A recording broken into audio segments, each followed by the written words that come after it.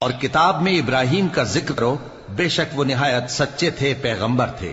جب انہوں نے اپنے باپ سے کہا کہ ابا، آپ ایسی چیزوں کو کیوں پوچھتے ہیں جو نہ سنیں اور نہ دیکھیں اور نہ آپ کے کچھ کام آ سکیں؟ ابا، مجھے ایسا علم ملا ہے جو آپ کو نہیں ملا، تو میرے ساتھ ہو جائیے، میں آپ کو سیدھی راہ پر لے چلوں گا۔ ابا، شیطان کی پوجا نہ کیجیے، بے شک شیطان اللہ کا نافرمان ہے۔ ابا، مجھے ڈر لگتا ہے کہ آپ کو اللہ کا عذاب آ پکڑے تو آپ شیطان کے ساتھی ہو جائیں۔ اس نے کہا کہ ابراہیم، کیا تو میرے معبودوں کے خلاف ہے؟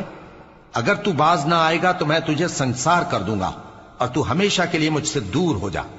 ابراہیم نے سلام علیکم کہا اور کہا کہ میں آپ کے لیے اپنے پروردگار سے بخشش مانگوں گا، بے شک وہ مجھ پر نہایت مہربان ہے۔ اور میں آپ لوگوں سے اور جن کو آپ اللہ کے سوا پکارا کرتے ہیں ان سے کنارہ کرتا ہوں اور اپنے پروردگار ہی کو پکاروں گا۔ امید ہے کہ میں اپنے پروردگار کو پکار کر محروم نہیں رہوں گا۔ اور جب ابراہیم ان لوگوں سے اور جن کی وہ اللہ کے سوا پرستش کرتے تھے الگ ہو گئے تو ہم نے ان کو اسحاق اور اسحاق کو یعقوب بخشے اور ہر ایک کو پیغمبر بنایا، اور ہم نے ان کو اپنی رحمت سے بہت سی چیزیں عنایت کی اور ان کا ذکر جمیل بلند کیا۔ اور کتاب میں موسیٰ کا بھی ذکر کرو، بے شک وہ ہمارے برگزیدہ تھے اور رسول تھے، نبی تھے، اور ہم نے ان کو طور کی داہنی طرف سے پکارا اور باتیں کرنے کے لیے نزدیک بلایا، اور اپنی مہربانی سے ان کو ان کا بھائی ہارون پیغمبر بنا کر عطا کیا۔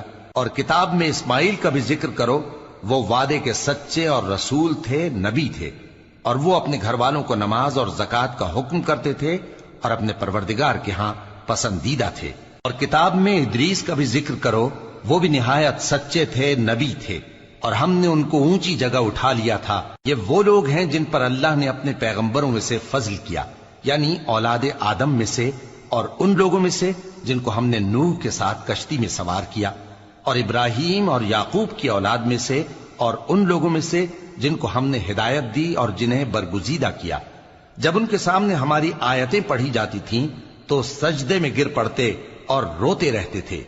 پھر ان کے بعد چند ناخلف ان کے جانشین ہوئے جنہوں نے نماز کو ضائع کر دیا اور خواہشات نفسانی کے پیچھے لگ گئے، سو ان قریب ان کو گمراہی کی سزا ملے گی۔ ہاں، جس نے توبہ کی اور ایمان لایا اور عمل نیک کیے تو ایسے لوگ بہشت میں داخل ہوں گے اور ان کا ذرا نقصان نہ کیا جائے گا، یعنی ہمیشہ کی بہشتوں میں جس کا اللہ نے اپنے بندوں سے وعدہ کیا ہے کہ جو ان کی آنکھوں سے پوشیدہ ہے۔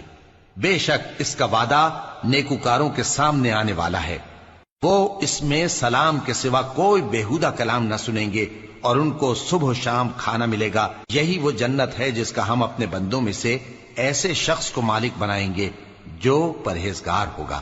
اور فرشتوں نے پیغمبر کو جواب دیا کہ ہم تمہارے پروردگار کے حکم کے سوا اتر نہیں سکتے، جو کچھ ہمارے آگے ہے اور جو پیچھے ہے اور جو اس کے درمیان ہے سب اسی کا ہے، اور تمہارا پروردگار بھولنے والا نہیں، یعنی آسمان اور زمین کا اور جو ان دونوں کے درمیان ہے سب کا پروردگار، تو اسی کی عبادت کرو اور اس کی عبادت پر ثابت قدم رہو۔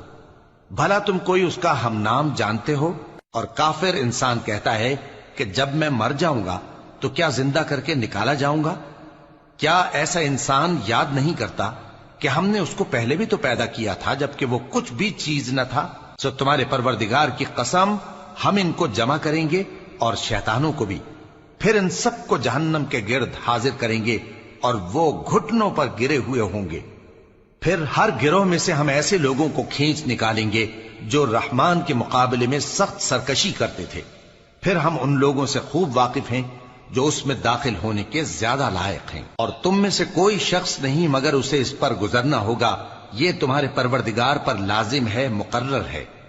پھر ہم پرہیزگاروں کو نجات دیں گے اور ظالموں کو اس میں گھٹنوں کے بل پڑا ہوا چھوڑ دیں گے۔ اور جب ان لوگوں کے سامنے ہماری آیتیں پڑھی جاتی ہیں تو جو کافر ہیں وہ مومنوں سے کہتے ہیں کہ دونوں فریق میں سے مکان کس کے اچھے اور مجلسیں کس کی بہتر ہیں، اور ہم نے ان سے پہلے بہت سی امتیں ہلاک کر دیں، وہ لوگ ان سے ٹھاٹ باٹ اور نمود و نمائش میں کہیں اچھے تھے۔ کہہ دو کہ جو شخص گمراہی میں پڑا ہوا ہے، رحمان اس کو آہستہ آہستہ مہلت دیا جاتا ہے، یہاں تک کہ جب اس چیز کو دیکھ لیں گے جس کا ان سے وعدہ کیا جاتا ہے، خواہ عذاب اور خواہ قیامت، تو اس وقت جان لیں گے کہ مکان کس کا برا ہے اور لشکر کس کا کمزور ہے۔ اور جو لوگ ہدایت یاب ہیں اللہ ان کو زیادہ ہدایت دیتا ہے، اور نیکیاں جو باقی رہنے والی ہیں وہ تمہارے پروردگار کے ہاں صلے کے لحاظ سے خوب اور انجام کے اعتبار سے بہتر ہیں۔ بھلا تم نے اس شخص کو دیکھا جس نے ہماری آیتوں سے کفر کیا اور کہنے لگا کہ اگر میں اثر نو زندہ ہوا بھی تو یہی مال اور اولاد مجھے وہاں ملے گا؟ کیا اس نے غیب کی خبر پالی ہے یا اللہ کے یہاں سے عہد لے لیا ہے؟ ہرگز نہیں، یہ جو کچھ کہتا ہے ہم اس کو لکھتے جاتے اور اس کے لیے آہستہ آہستہ عذاب بڑھاتے جاتے ہیں، اور جو چیزیں یہ بتاتا ہے ان کے ہم وارث ہوں گے، اور یہ اکیلا ہمارے سامنے آئے گا۔ اور ان لوگوں نے اللہ کے سوا اور معبود بنا لیے ہیں تاکہ وہ ان کے لیے موجب عزت ہوں۔ ہرگز نہیں، وہ معبود ان کی پرستش سے انکار کریں گے اور ان کے دشمن و مخالف ہوں گے۔ کیا تم نے نہیں دیکھا کہ ہم نے شیطانوں کو کافروں پر چھوڑ رکھا ہے کہ وہ ان کو خوب اکساتے رہتے ہیں؟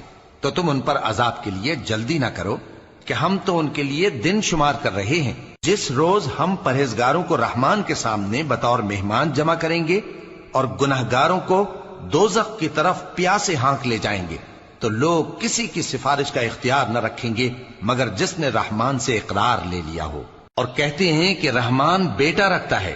ایسا کہنے والوں، یہ تو تم بری بات زبان پر لاتے ہو۔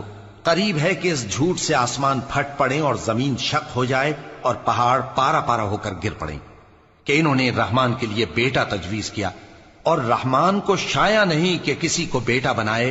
ہر شخص جو آسمانوں اور زمین میں ہے رحمان کے روبرو بطور بندہ ہی آئے گا۔ اس نے ان سب کو اپنے علم سے گھیر رکھا اور ایک ایک کو شمار کر رکھا ہے، اور یہ سب قیامت کے دن اس کے سامنے اکیلے اکیلے حاضر ہوں گے۔ اور جو لوگ ایمان لائے اور عمل نیک کیے، رحمان ان کی محبت مخلوقات کے دل میں پیدا کر دے گا۔